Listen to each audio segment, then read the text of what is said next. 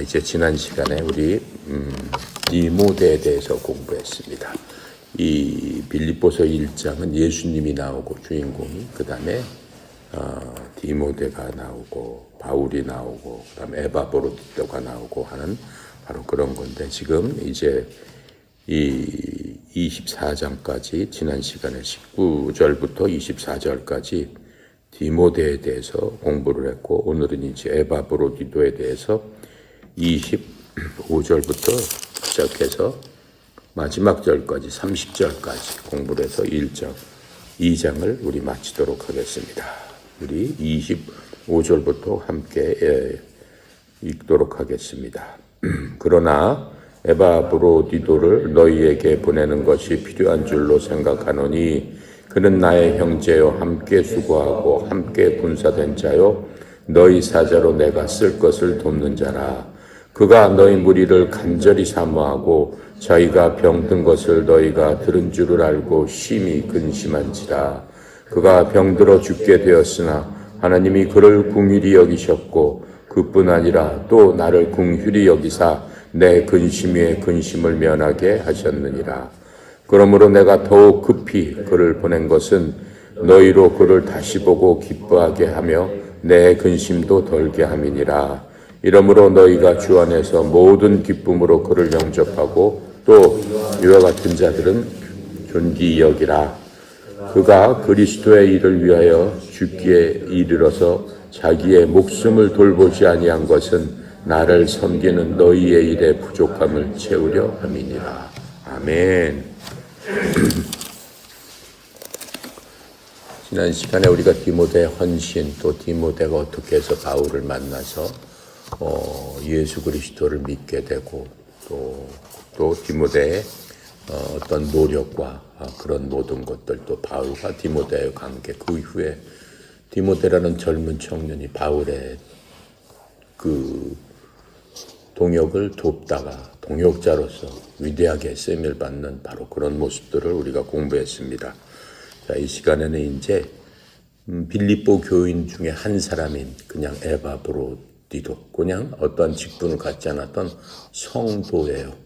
교회는 성도들의 모임이 교회예요. 그래서 우리는 그것을 지역교회 이렇게 얘기를 해요. 그 지역에 있는 성도들이 모이는 그러한 장소, 그것을 지역교회 이렇게 얘기를 합니다.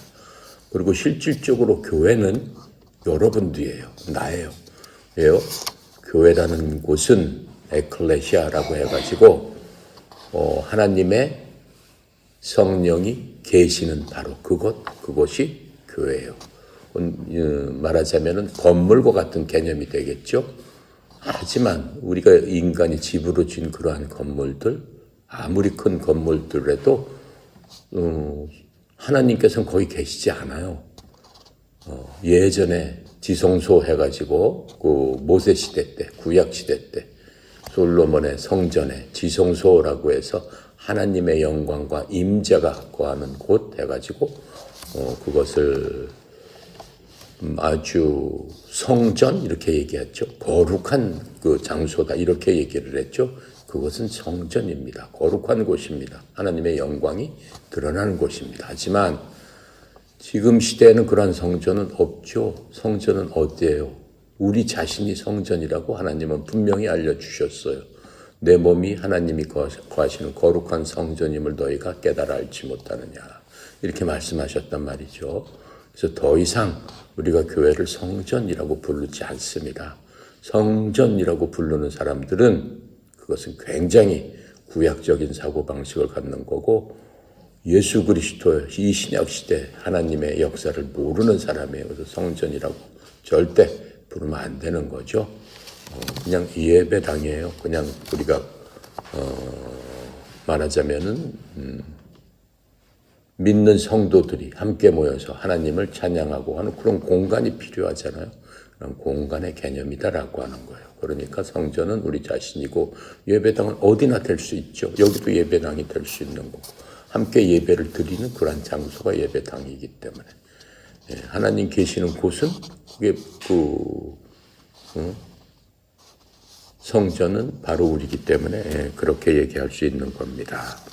그래서 지금 이제 우리가 공부하게 된 에바브로디도는 굉장히 그 균형 잡힌 사람이었어요. 하나님의 말씀뿐만 아니라 믿음으로 실천을 하고 그것뿐만 아니라 한 마음으로 예수 그리스도의 그 사랑으로서 같은 교인들을 돕는데 자기의 모든 것들을 희생하면서까지 돕는 그러한 마음을 가진 사람이었습니다. 25절에 이제 바울이 이렇게 얘기했는 거죠. 그럼에도 나는 나의 형제요 함께 수고하는 자요 동료 군사요. 뭐 좋은 얘기를 다 했어요. 또한 너희의 사자로서 내게 부족한 것을 공급한 자인 에바브로디도를 너희에게 보내는 것이 필요한 줄로 생각하였노라. 이게 무슨 얘기예요? 지금 에바브로디도가 빌립보 교회에서 바울이 갇혀 있는 로마까지 수백 킬로, 300킬로 뭐 굉장히 먼 거리입니다.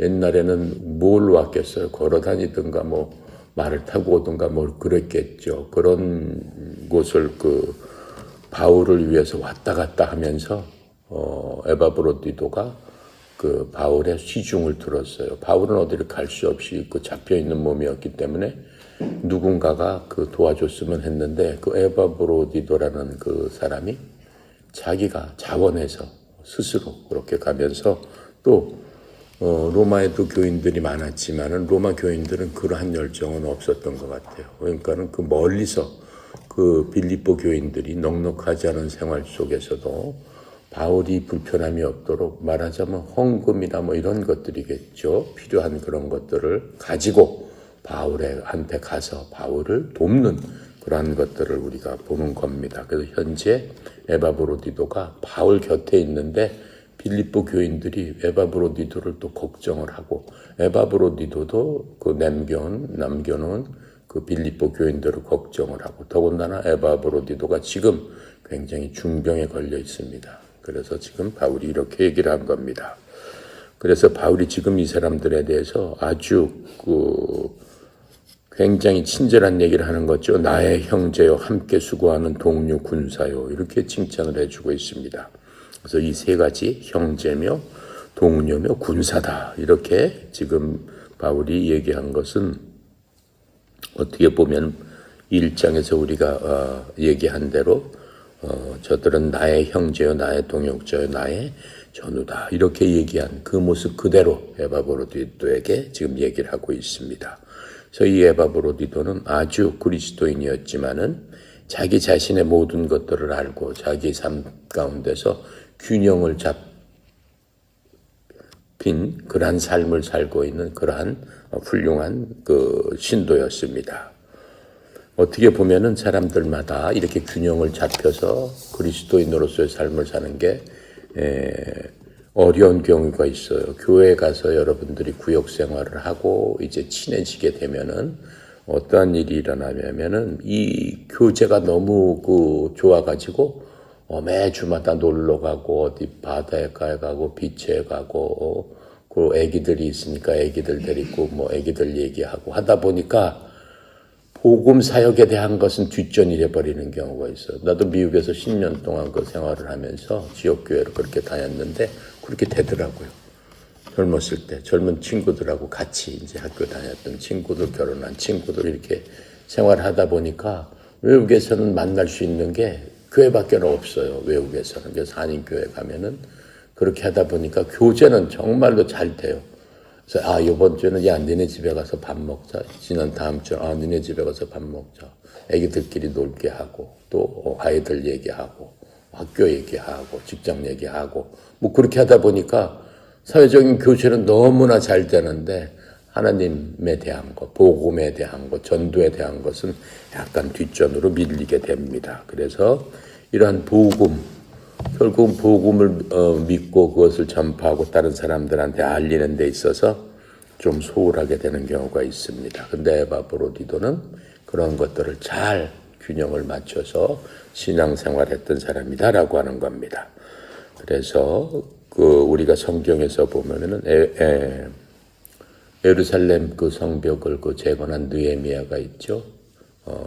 느헤미야가 이집트가 이제 포로로 잡혀가가지고 이집트의 포로로 잡혀갔던 그 이스라엘 사람들이 그 왕의 그 선정으로 말미암아 다시 예루살렘으로 돌아옵니다. 예루살렘에 돌아와서 보니까 성벽이라는 거 완전히 다 무너져 없어져 버렸어요. 그랬더니 느헤미야가 그것을 보고 슬퍼하면서 이렇게 얘기합니다. 성벽을 건축하는 자들과 짐 나르는 자들은 짐 지는 자들과 더불어 각각 한 손에는 그 일을 맡아서 하고 다른 한 손에는 병기를 잡았으니 느헤미야 4장 17절에 이렇게 얘기합니다. 그 얘기는 뭐예요?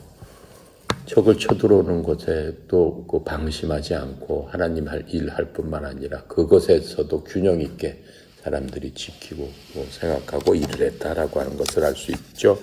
그래서 이 느헤미야처럼 칼 갖고는 건축을 할 수 없는 거죠.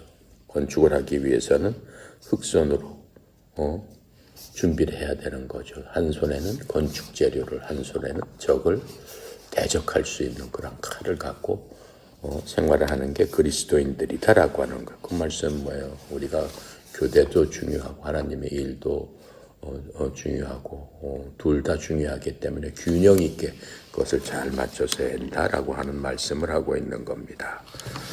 사람들이 주님의 일을 하기 위해서는 그 모든 것들이 필요하다라고 하는 거예요. 그래서 균형 잡힌 그리스도인들은 하나님께서 그러한 사람들을 사용하시게 되는 겁니다. 미국의 아이언사이드라고 아주 그 유명한 성경학자가 있죠. 성경학자도 이렇게 얘기합니다. 우리가 프렌드십, 펠로우십 이런 그 교제에만 급급해서 이 어떠한 그 잃어버린 영혼들을 구원하거나 신앙의 적들로부터 말하자면 마귀나 세상 일들이나 우리 속에 있는 어떠한 죄악이나 이런 것들로부터 신앙을 지키는데 거의 관심이 없는 세대가 지금 세대다 이렇게 얘기를 합니다. 그래서 우리는 항상 뭐예요? 어디서나 우리보다는 예수 그리스도가 우리 삶 가운데 중심이 되고 어느 곳에서나 예수님이 중심이 되는 그러한 삶을 살 적에 하나님 기뻐하는 그러한 삶을 살게 되는 겁니다. 또 26절, 27절 이렇게 보면은 에바브로디도는 무거운 짐을 진 그리스도인이었다 이렇게 설명을 하고 있어요. 26절에 보면 에바브로디도가 너희 모두를 사모하고 있으며 자기가 병든 것을 여러분들 빌립보에 있는 여러분들이 들었으므로 심히 근심하였느니라. 참으로 27절에 그가 병들어 죽게 되었으나 하나님께서 그에게 긍휼을 베푸셨으며 하나님께서 죽게 된 것을 치유해 주셨다는 것뿐 얘기죠. 그뿐만 아니라 내게도 긍휼을 베푸사 내가 근심에 근심을 면하게 하였느니라. 에바브로디가 거기서 죽게 되면 바울이 어떻겠어요? 그 마음이 자기를 갖다가 그렇게 도로 왔다가 죽어버리게 되면 너무 마음이 아프겠죠. 그러니까 너무 근심이 많이 됐어요. 하나님께서 그걸 아시고 에바브로디를 치료해 주셨다라고 얘기를 합니다. 30절에는 또 이렇게 얘기해요. 나를 섬기는 일에 있어서 너희에게 부족한 것을 공급하기 위해 그가 자기 생명을 돌보지 아니하고 그리스도의 일을 위해 거의 죽을 지경에 이르렀느니라. 이렇게 얘기를 합니다. 에바브로가 죽게 된 그러한 잘못해서 그 병든 그 경위를 이렇게 설명을 하고 있는 겁니다. 그래서 디모데처럼 에바브로디도는 어떠한 사람이었어요? 그 성품이 다른 사람에 대해서 굉장히 긍휼하게 여기는 걸 우리가 볼 수 있죠. 이 성품은 우리가 바로 공부했던 2장 3절, 4절, 5절 예수 그리스도의 성품에 대해서 우리가 지난 시간에 공부했죠. 그 성품을 닮은 바로 그러한 사람이었다라고 지금 얘기를 하고 있습니다. 지금 그 빌립보서에서도 가장 중요한 그 구절은 2장 2절, 3절, 4절, 5절입니다. 다시 한번 읽고 여러분 마음속에 새겨놨으면 좋겠어요. 함께 한번 그 마음속에 새겨 봅시다. 같이 읽겠어요. 마음을 같이하여 같은 사랑을 가지고 뜻을 합하여 한 마음을 품어 아무 일에든지 다툼이나 허영으로 하지 말고 오직 겸손한 마음으로 각각 자기보다 남을 낮게 여기고 각각 자기 일을 돌볼 뿐더러 또한 각각 다른 사람의 일을 돌아보아 나의 기쁨을 충만하게 하라. 너희 안에 이 마음을 품으라. 곧 그리스도 예수님의 마음이니. 예수님께서도 이렇게 하셨다라고 하는 거예요. 무엇보다도 다툼이나 허영으로 어떤 일을 하지 않으신 분이 예수님이에요. 예수님은 화평의 왕이십니다. 예수님을 믿는 순간 우리는 여러 가지 근심 걱정에서 변해서 화평한 마음으로 가게 되는데, 그 샬롬이라는 게 모든 일의 근본이 돼야 돼요. 샬롬이 없게 되면은 인간 자체가 굉장히 어떻게 얘기를 해야 되나, 혼란스러워질 뿐만 아니라 굉장히 메마러지게 됩니다. 화평이 무엇보다도 잊지 말아야 될 것은 화평이다, 이렇게 잠언에서도 얘기하고 있죠. 재산을 잃든 뭘 잃든 뭐를 잃는 거 다 좋은데 잊지 말아야 될 것은 마음의 평강이다. 마음의 평강이 있게 되면은 다시 일어설 수 있지만 마음의 평강을 잃어버리는 순간에는 절망으로 빠져서 헤어나올 수 없게 된다라고 하는 겁니다. 그래서 마음을 같이 한 사랑을 갖고 합하여 한 마음을 품어, 그 말씀을 지금 얘기하고 있는 겁니다. 아무 일이든지 다툼이나 허영으로 하지 말고 오직 겸손한 마음으로 다른 사람을 나보다 더 높게 여겨줘야 된다라고 하는 게 예수님의 마음이셨다라고 하는 거예요. 그래서 예수님께서는 누구를 돕든 어떻게 하든 이유를 달지 않았어요. 그냥 겸손한 마음으로 저 사람이 더 높이 돼야지라고 하는 마음에서 부족한 사람이 있으면 무조건 이유 없이 도와주는 게 예수님이셨어요. 도와주신 다음에 항상 말씀하셨어요. 내가 나섰으니까 더 이상 마귀가 너를 지배하지 못하도록 어떻게 하여라, 이렇게 항상 말씀해 주셨고, 문둥병자 10명이서 왔을 때 다 낫게 해주셨어요. 하지만 그 9사람은 어떻게 했어요? 예수님 안 믿었어요. 감사합니다도 안 하고 그냥 가버렸어요. 딱 한 사람만 예수님께 왔을 적에 예수님께서 어떻게 해요? 너 다시 병들지 않도록 어떻게 해라, 조심해라 하면서 그 사람을 구원해 주시는 그러한 모습을 우리가 볼 수 있습니다. 그건 뭐예요? 예수님께서 다툼이나 허영으로 했다면 그렇게 고치지 않았겠죠? 사람들한테 따졌겠죠. 너 이렇게 잘못하고 이렇게 했으니까는 네가 이렇게 병든 거야. 그러니까 너 앞으로 이렇게.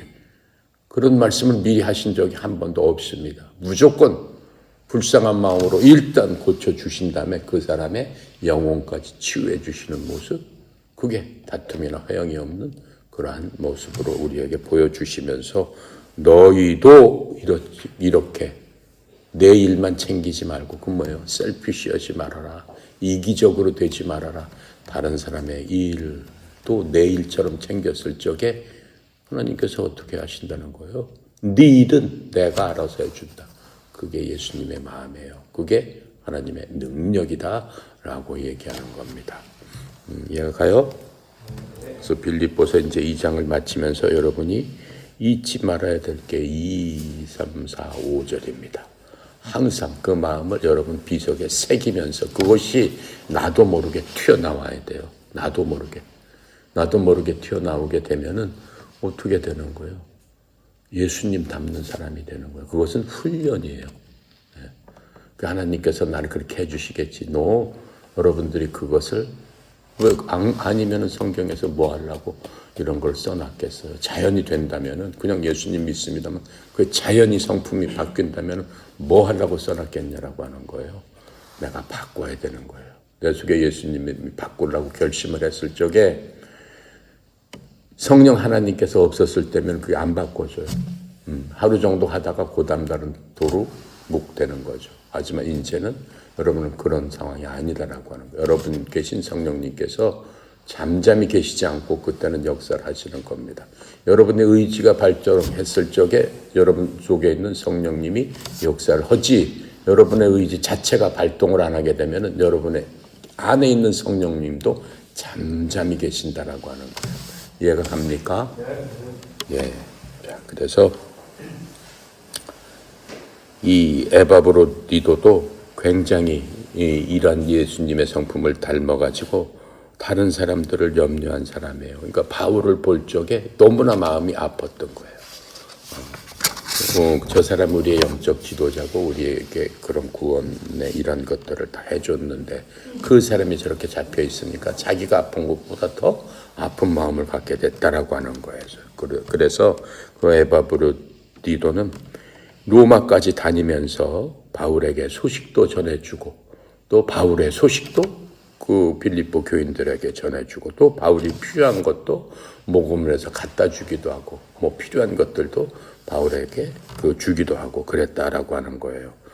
그래서 이렇게 험한 또 위험한 그 로마 여행을 자원해가지고 자신의 목숨을 걸고 바울을 서포트했던 그 에바브로디도를 이제 바울이 같은 심정이죠. 바울도 그 에바브로디도와 그 빌립보 교인들에 대한 그러한 마음을 우리가 볼 수 있습니다.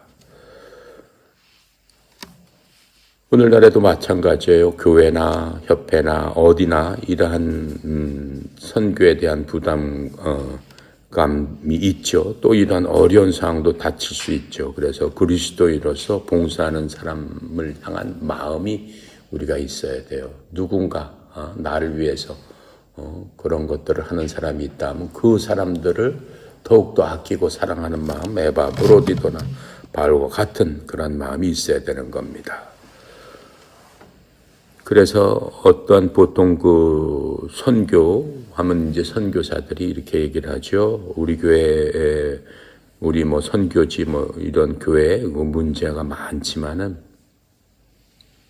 그냥 그것을 위해서 기도하고 그것을 적극적으로 가서 내일처럼 아끼고 내일처럼 하려고 하는 사람은 너무나 적고 그냥 보통 쳐다보고 그냥 뭐 내일 아닌데 하는 사람은 너무나 점점 많아진다라고 하는 겁니다. 지금 세대가 그렇게 되는 거죠. 극도로 지금은 이기주의가 발달했기 때문에 이 정말로 교회도 없어질 그러한 위기에 처해 있는 거죠. 그리고 대부분 이제 사람들이 그냥 인터넷으로 예배 보면 되지 뭐 하는 시대가 되어버렸다라고 하는 거예요.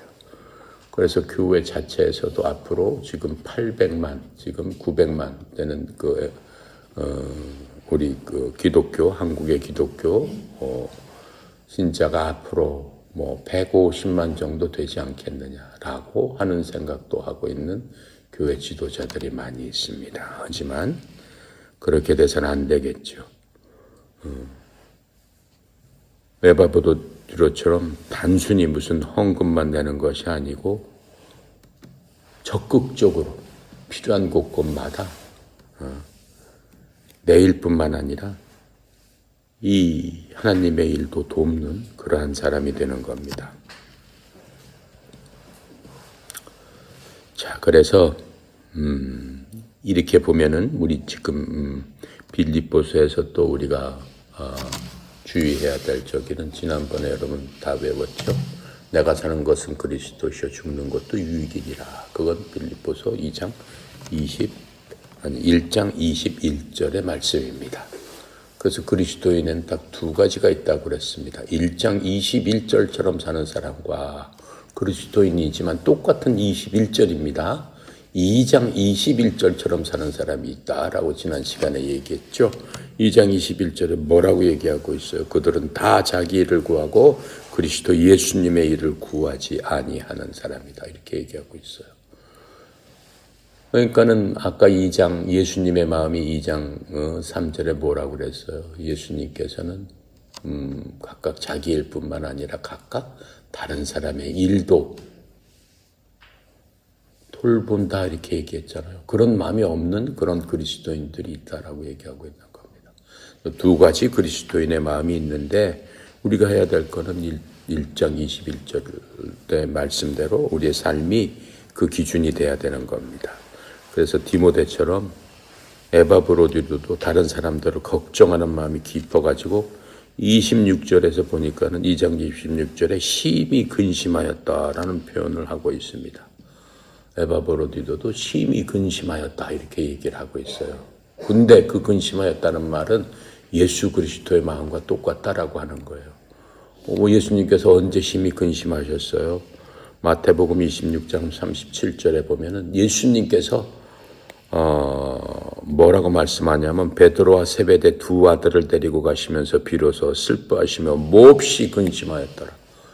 예수님의 그 근심과 에바브로도 했던 근심이 같았더라라고 얘기하는 거예요. 바로 예수님의 마음을 갖고 이렇게 사역을 했다는 그런 것들을 볼 수 있습니다. 성경에서 이렇게 얘기하는 것은 너희들도, 우리를 성경을 보는 너희들도 그러한 마음으로 세상을 바라봐야 된다라고 하는 거예요.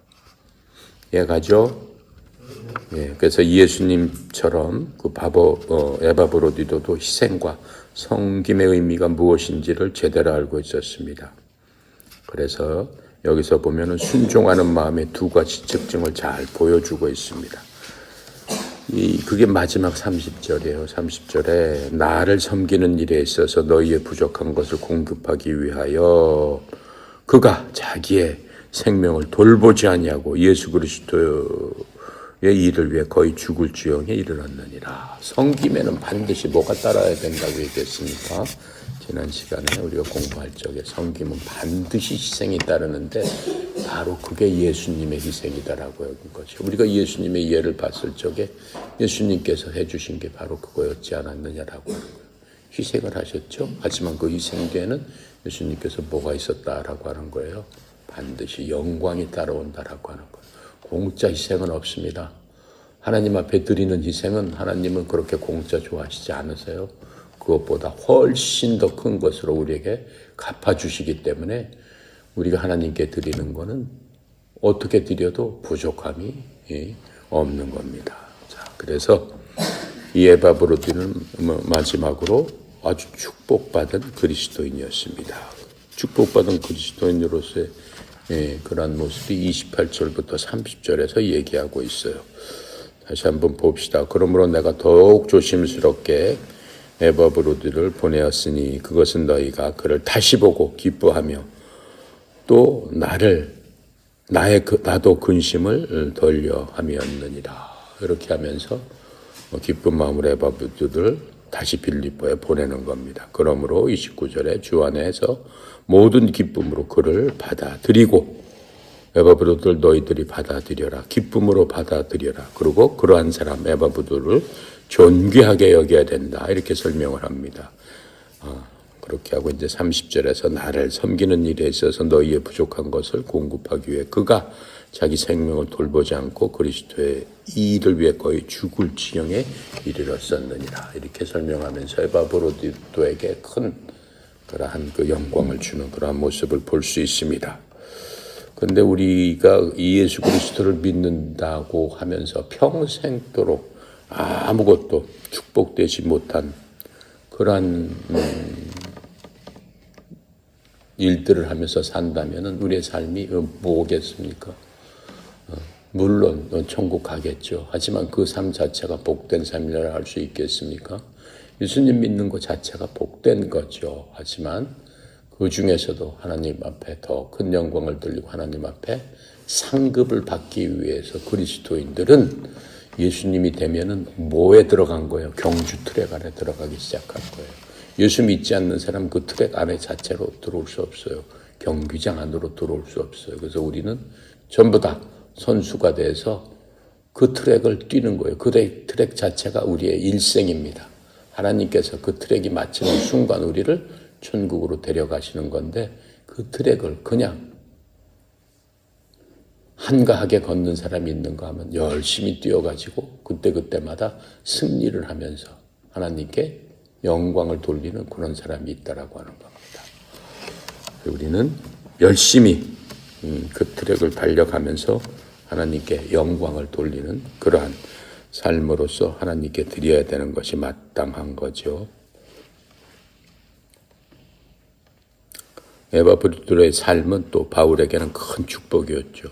에바브로디는 바울이 투옥됐을 때 곁에서 함께 했습니다. 또 그 자신의 병 중에도 바울을 섬기는 일을 결코 멈추지 않고 끝까지 죽기까지 바울을 도왔던 그런 희생적인 사람이었습니다. 그러니까는 에바브로디가 그만큼 어떻게 해요? 많이 하나님 앞에 칭찬을 받은 그런 사람입니다. 에바브로디는 뭐 특별한 사람 아니에요. 그냥 일반 그 성도로서 평범한 성도로서 삶을 살았지만은 예수 그리스도의 성령의 권능과 소망이 그 마음속에 넘치게 되니까 그런 일들을 자원해서 하게 됐는데 그런 일 자체도 하나님의 능력으로 했다라고 하는 것을 우리가 볼 수 있습니다. 자, 그래서 이제 우리는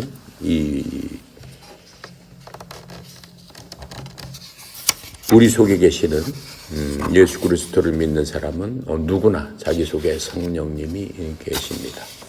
그 성령님을 잠잠하게 그냥 바라보고 있는 것이 아니고 성령님께서 일하실 수 있도록 여러분 스스로가 성령님을 일으켜 세워야 되는 겁니다. 그것이 여러분 마음속에 성령님께서 원하시는 소망을 갖게 하는 거예요. 근데 여러분은 이미 성령님께서 소망을 주었지만은 여러분 스스로가 그것을 어텐션하지 않는 거죠. 그냥 흘려 들어가고 거기서에 대해서 크게 여러분이 신경을 쓰지 않는 겁니다. 그러한 성도가 되면은 참으로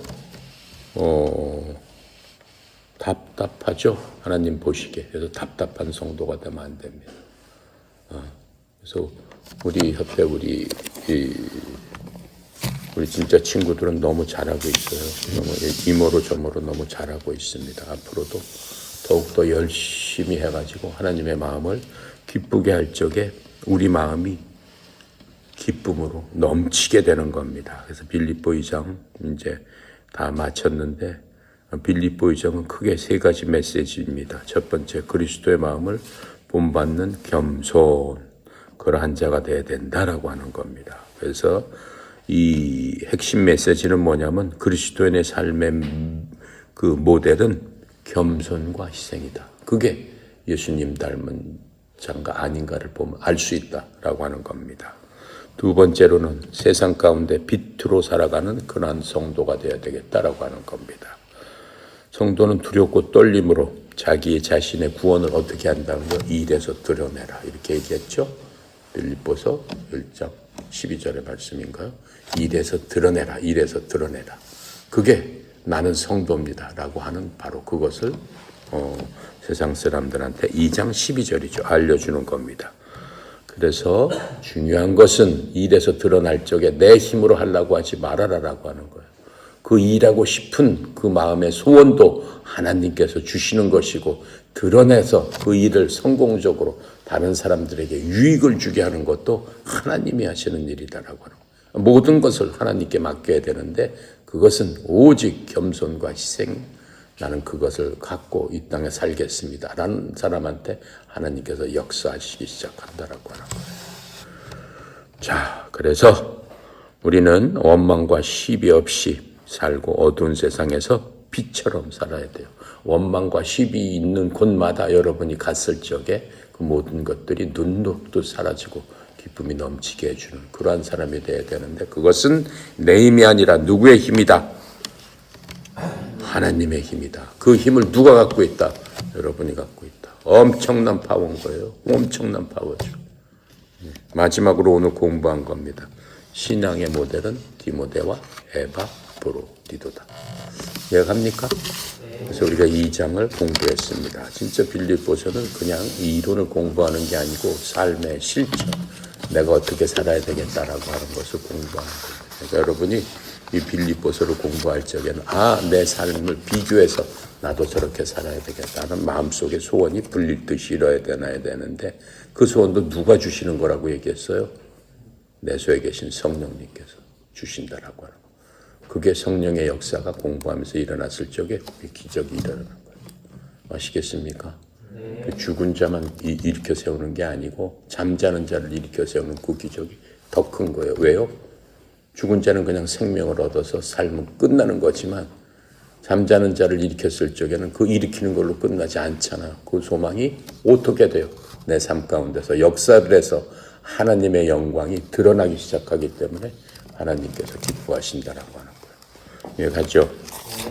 기도합니다. 감사하신 하나님의 은혜 감사합니다. 이 시간도 생명의 말씀, 능력의 말씀, 빛의 말씀, 하나님께서 역사하시는 말씀을 주셨사오니 그 역사하시는 말씀이 역사할 수 있도록 우리 마음속에 소망이 넘치게 주님 축복하여 주시옵소서. 특별히 협회를 사랑하시고 이제까지도 인도하셔서 어느 종목보다 더 으뜸되게 하신 하나님을 찬양합니다. 저희를 통해서 하나님 영광 받으시옵시고 우리 협회가 하나님 쓰고자 하시는 그 순간까지 하나님 원하시는 그때까지 사용하여 주셔서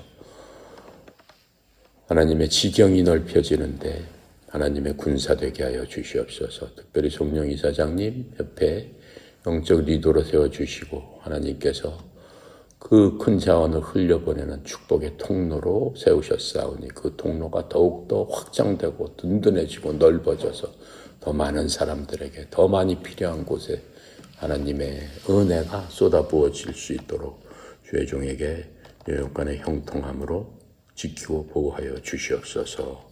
오늘도 모든 것 주님께 맡깁니다. 감사드리며 우리 주 예수 그리스도 이름으로 기도드렸습니다. 아멘.